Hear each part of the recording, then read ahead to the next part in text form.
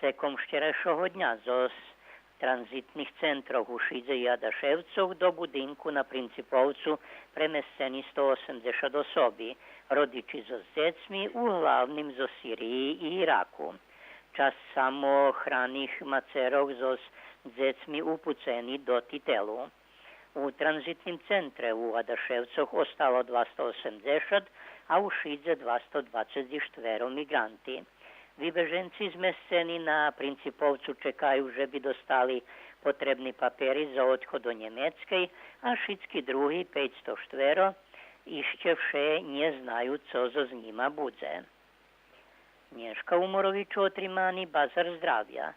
Zacikavením bez zdravstvených knižočky i zadarmo meraný cuker, krevov pritisok i EKG.